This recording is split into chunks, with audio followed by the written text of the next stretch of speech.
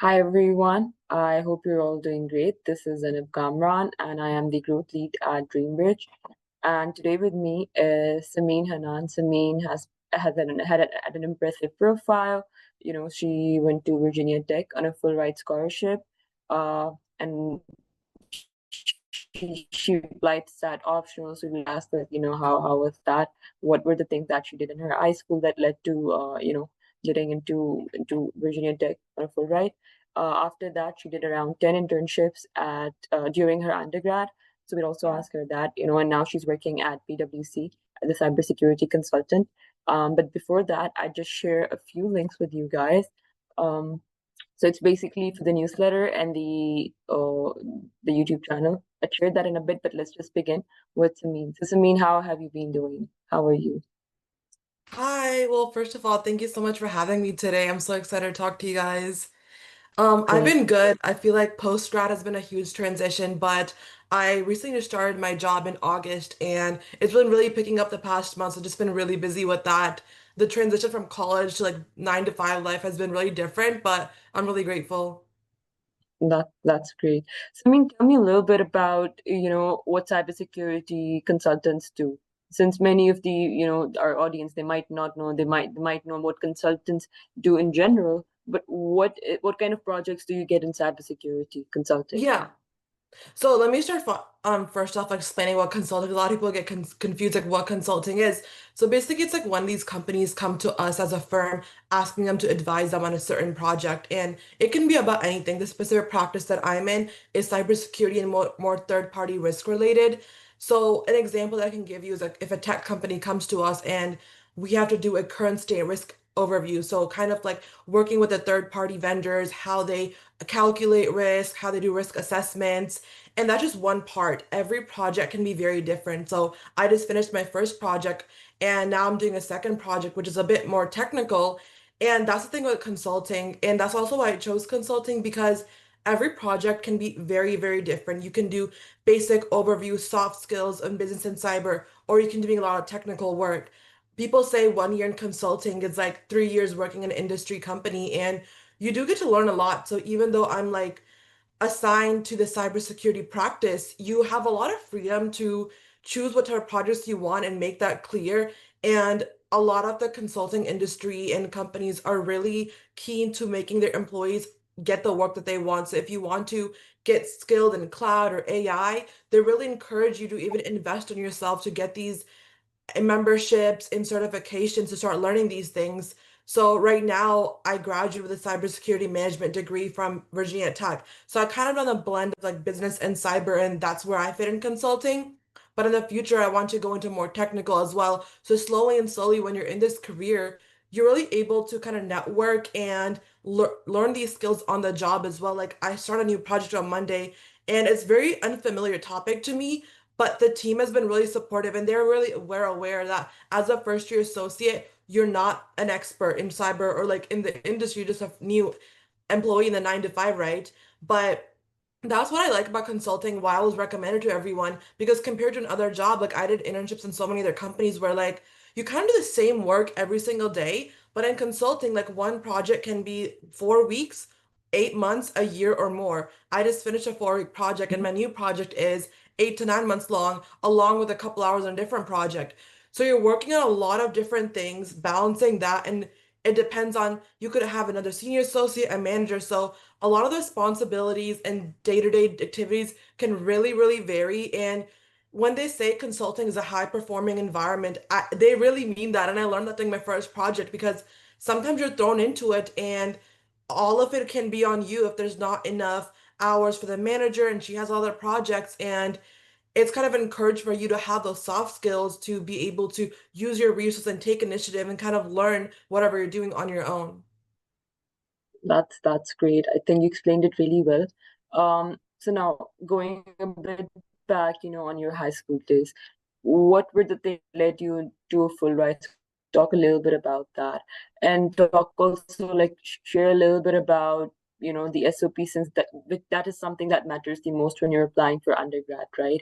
So how did you sort of curate a good SOP that led you to towards this? And then after you got in, how did you decide to pursue cybersecurity? Yeah.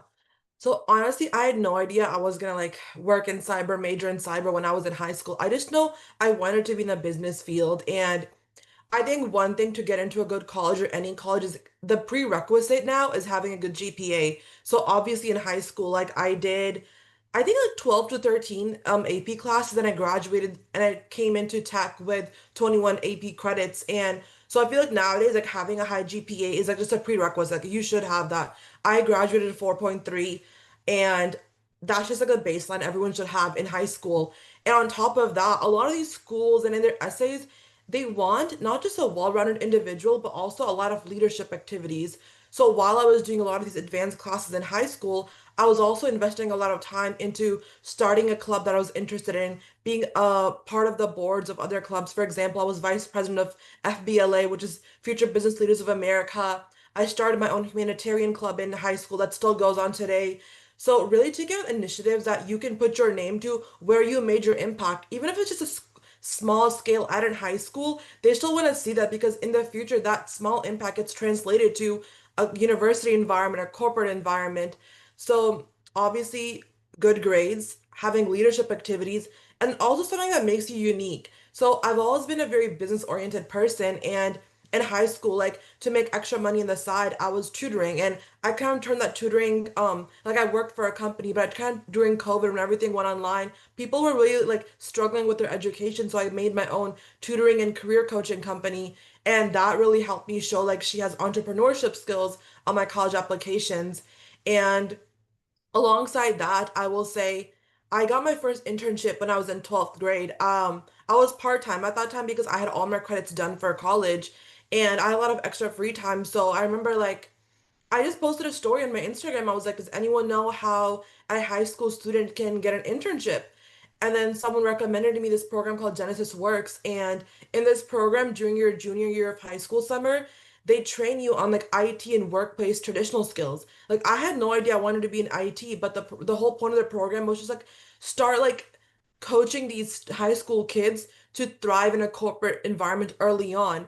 So when I was in 10th, 11th grade, I was like taking classes and doing these programs that were teaching me from an early age how to work in a corporate environment, how to have these interview skills, how to build your resume. A lot of students learn these professional skills when they come to college, but I took an initiative to start that in high school. And so after that summer training at Genesis Works, I got my first internship. It was a digital marketing internship at a defense contractor company.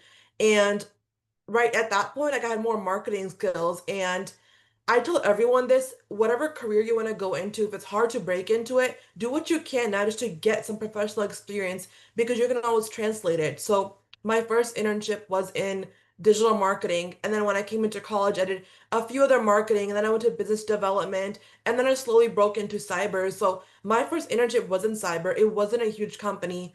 And I think that's one thing people struggle with these days. They just want to get the big name internship in the most technical field or whatever they want to do. But you gotta think about sometimes like if you don't have any experience yet, you're new, maybe try something like a little more easier to break into that you have skills for right now, and then later you can make your way into what you want to do. So tying this back into the high school part, getting into college, I feel like having the entrepreneurship skill set, having an internship already, leadership skills, and I think I won a bunch of awards in high school too. So it was like 5 years ago, I don't remember, but just showing my leadership and initiative skills, like they want to see go-getters, you know? And in terms of college applications, I feel like when they see all of these activities like on your like application, they can spot like a go-getter student, you know? They see the work that you've done, the impact that you made, and they hope that you will do the same in the on the campus that you end up at. So I feel like Virginia Tech really looks for these like honestly a lot of student colleges, they want that well-roundedness, go-getter, high-performing individual. And especially even Ivy Leagues, if you want to go to an Ivy League, you want to be well-rounded, but you want to have that one peak, you know, like if you're really into medical research or you want to go start a nonprofit at 16. So Ivy Leagues look for that really peak in someone, but other schools you can do really well just by being well-rounded, having those grades, having those activities. And in terms of application, I think nowadays like you can write an essay and just like list out your achievements, but you have to think about these are people reading your application, right? And you're supposed to have a story to your name. what are the things that make you unique? In my story, in my essays, I kind of talked about like where I come from. Like I'm a first gen Muslim Pakistani American student, daughter of immigrants. I grew up in a low income family. I kind of like built every opportunity that I had on my own. And I think the main part of essays is not just like talking about yourself, but kind of like telling a unique story about yourself. So unique storytelling combined with a high GPA combined with like a well leadership um career in high school is what's really important. And colleges can really tell when you're just listing these out just to get in. So when you're in high school, you don't know what you want to do yet, but you really want to try and actually being intentional with the activities that you do put yourself in. Great, great. Great. So now once you got into Virginia Tech, how was that experience? And how was it like, and how did you like after, once I guess in freshman year is when you really realize and when you have to sort somehow like similarly decide the exact field that you want to sort of, pursue. So how did you started preparing for that as a college student? And by that I Yeah. mean networking with the right people and all of that. Yeah. So I applied to 14 schools, and it's funny because Virginia Tech was actually in the bottom of the list, but I chose Virginia Tech because they gave me a full ride scholarship. You know, why would I say no? And another university, UVA and George Mason, they also gave me a full ride scholarship. But I think one thing that you really have to look at is not just the prestige. Like UVA is known as a public Ivy League, but I chose Virginia Tech because they have a better job placement rate, a huge alumni network, and they have a lot of more opportunities for first gen and immigrant students. For example, I studied abroad 4 times in university, and every single time I got a scholarship to cover the whole thing.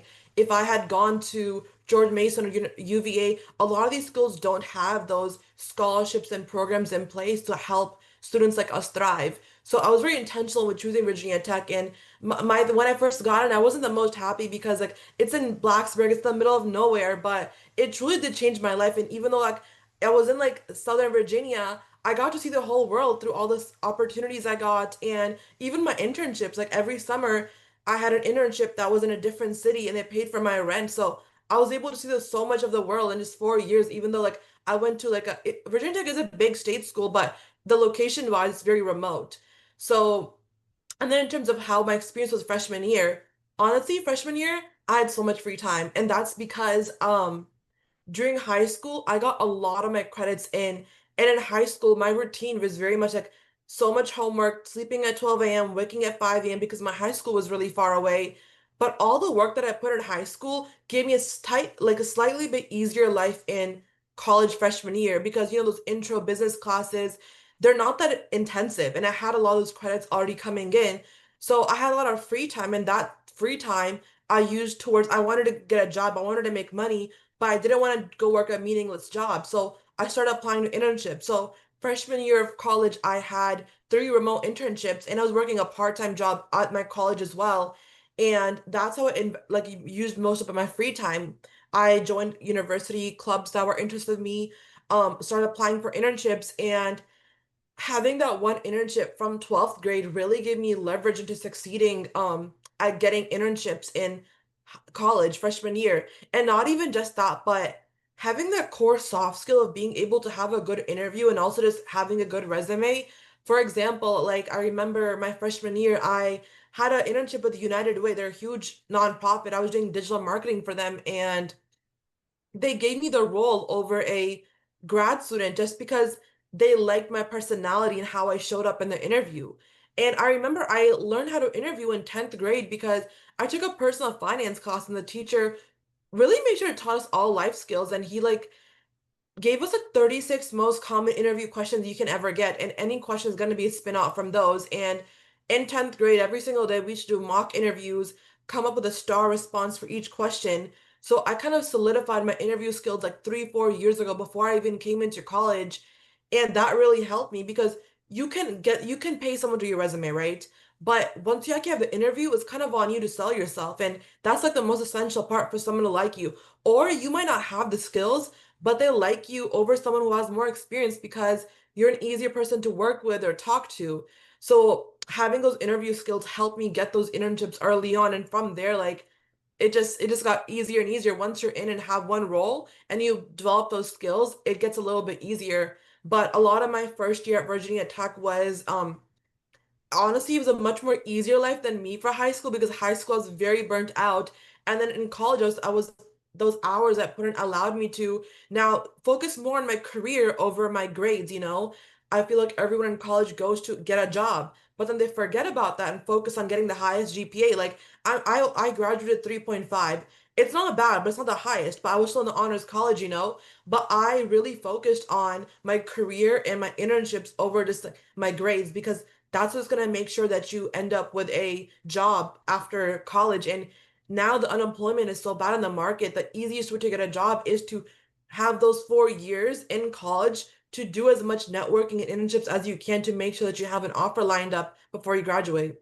So a lot of my initial college experience was about early career experiences, opportunities, and making sure I'm utilizing my career 4 years, my college 4 years to set up a career for myself. Interesting. Great. So you mentioned about the 36 questions as well, right? While you were talking and explaining your experience. So if you could just, slightly shed light on what kind of questions they are and how did you sort of, prepare, like how did you sort of use the STAR method to prepare your answers and what else people can do, especially in today's market, if they're coming to the US? What, networking tips would you like to give to them? Yeah, so the 30 these are not like specific 36 like exact questions, but I have a link to it in my LinkedIn. You can look at them right now as well. But with these questions, they're more so like um how would you deal with a detailed situation with a coworker at work? What makes you a successful employee? What do you hope to get in the first 90 days on this job? So questions like these give you an idea of what to expect because anything else is going to be based on these 36 questions. So if you have these down, like I had a whole document with these 36 and then a paragraph star response for each question. And then I would update that as I got more experiences. And by star response, that basically means like having like a situation, task, action, and then result. So kind of talking about tell me about a time that you struggled with meeting a deadline. In your every answer to an interview should be a paragraph or more. It should tell a story. You should be able to say, "Oh, I was at this situation at work. This was the problem. This is how I fixed it, and that was the impact. That was the result."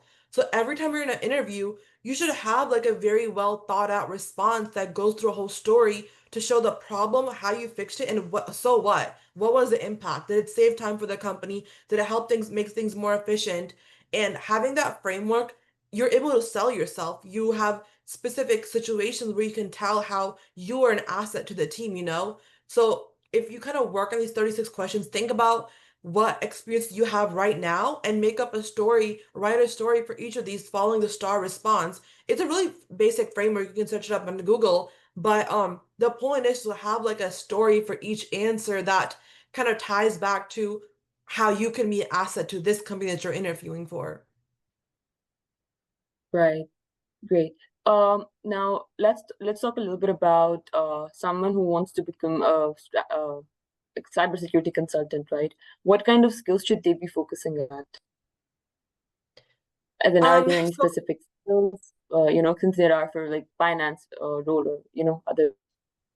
yeah. So for also start off with consulting in general, I feel like anyone who wants to work in consulting, it's a very fast-paced environment. A lot of responsibility can be on you, and you're constantly learning new things. So being able to be flexible and think fast, move on your feet, and have that leadership experience because as an associate, even though you're a new hire, you get the first take on starting a deliverable, writing a report, and then it goes to senior associate, a manager, and up the levels to review. So in consulting, and besides that, it's also like you can have multiple projects and they're all going to be very different. And sometimes you don't know what you're going to be on and it can be difficult and it might be very unfamiliar to you. So you have to be really good at being okay with being in the unknown and learning these skills on the job and asking for help. I feel like a lot of people when they go in corporate, they get really shy, but that's not the time to be shy. A lot of these companies give you like a career coach, a peer mentor, development leader, three people right there you can go to when you're struggling. And on top of that, you're supposed to make informal connections. So networking, being able to be confident and have these skills to ask for help when you need it, as well as being adaptive. it can get overwhelming really fast. So being able to navigate pressure, because a lot can fall on you. For example, my first project, I was the only associate. So a lot of the deliverable was on me. And this was my first time ever working a full-time job besides like my internship and consulting, you know? So it's a really overwhelming, but then that's on you to make sure what can I do right now to make sure I deliver a good final report? And you kind of have to go out and use your resources to figure out, can I get an example of an old report that I can replicate? Can I ask some time, do a working session with the manager, ask my peer mentor for help? So it's a lot about being able to take initiative, use your resources, and being able to pivot on your feet. They need fast thinkers, high performers. Post online about my journey and like help others. So it not only attracted opportunities professional and like fun personality and passion wise, but also it connected me with students who messaged me for help and like further like my other entrepreneurial business skill set. So if you are interested in content creation, I like to tell everyone like I think it's the way to go. And plus like I think everyone gets layoff anxiety every day, you know, and you want to try to have as many streams of income that you can. And for me, like it's not just like something that I do for like funsies and to post videos, like it's another source of income for me and like a skill set that I have, like brands, restaurants, hotels that reach out to me and we have deals going on. So I try to be very multifaceted. I'm a cybersecurity consultant, but I'm also a marketing girl, you know? So I think it's really important to like don't rely on one thing itself. Great. Any last tips from your side before I open the floor for the audience?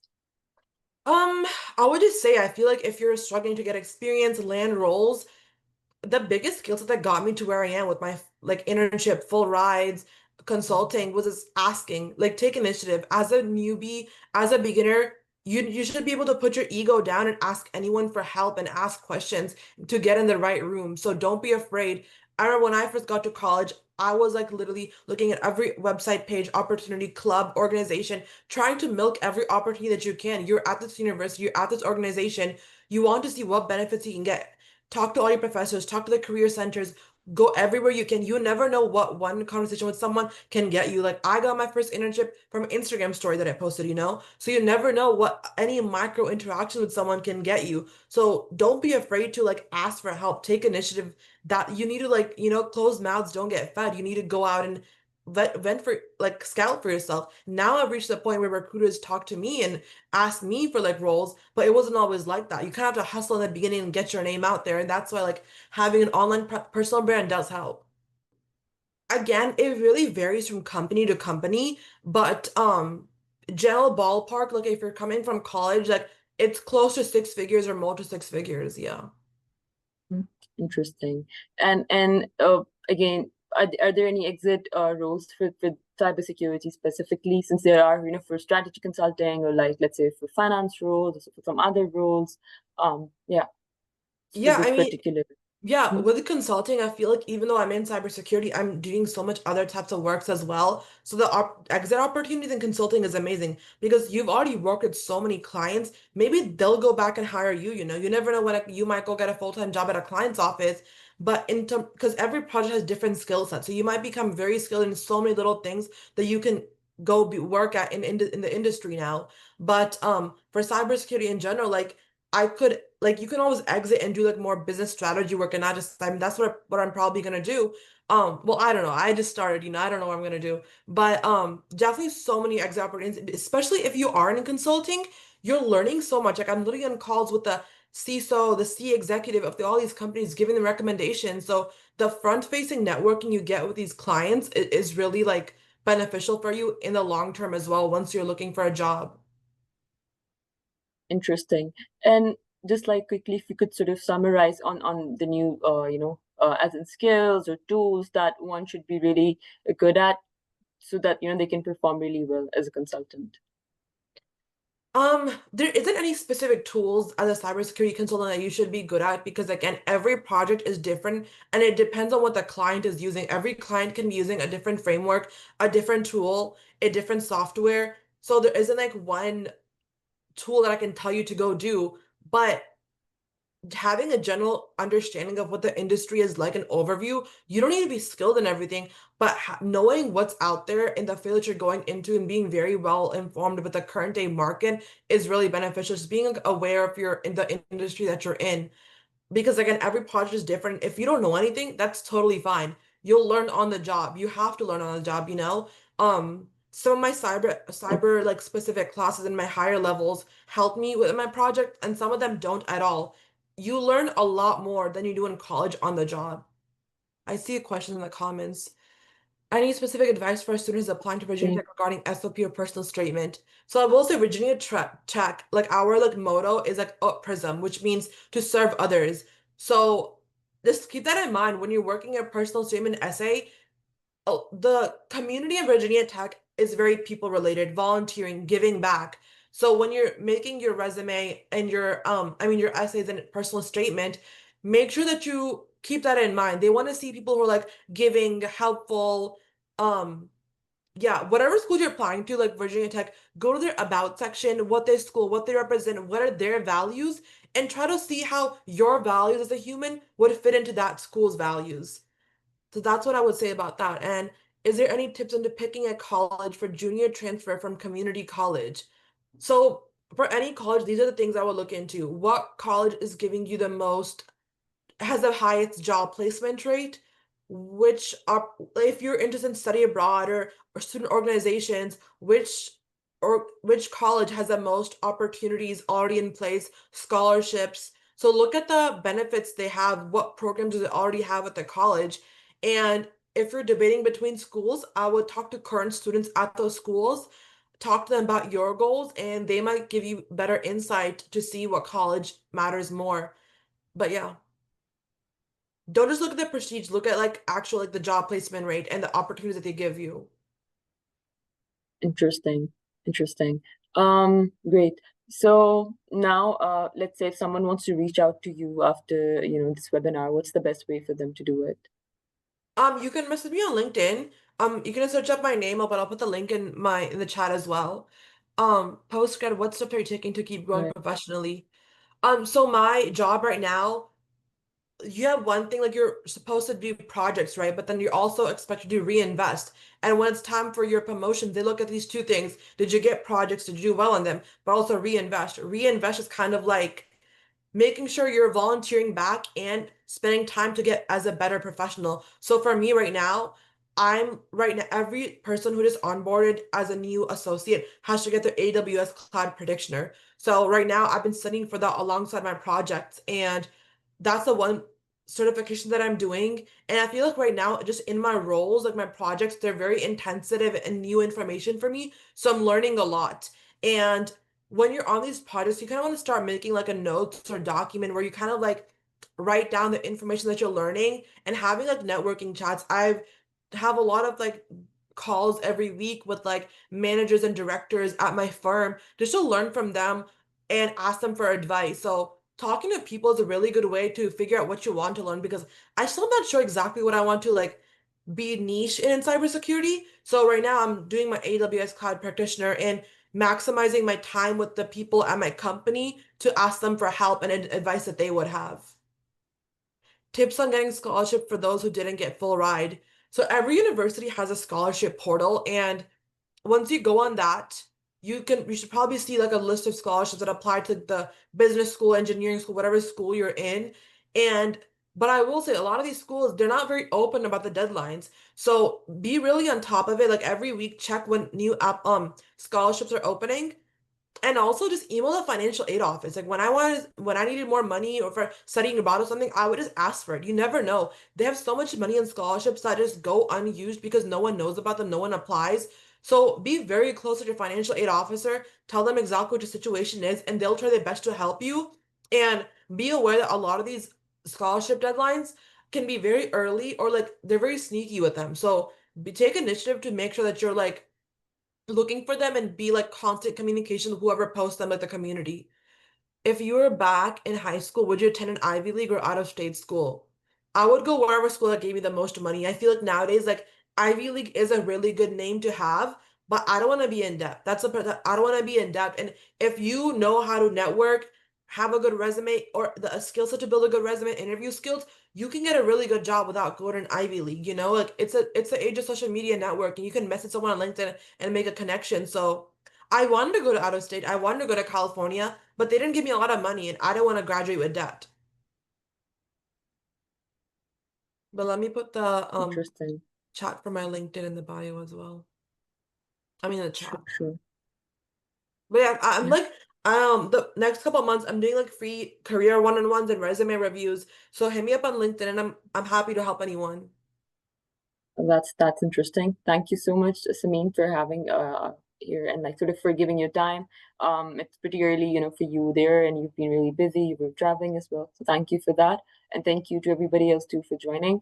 And I hope you all have a great day and a great night since it's night in Pakistan. But yeah, take care.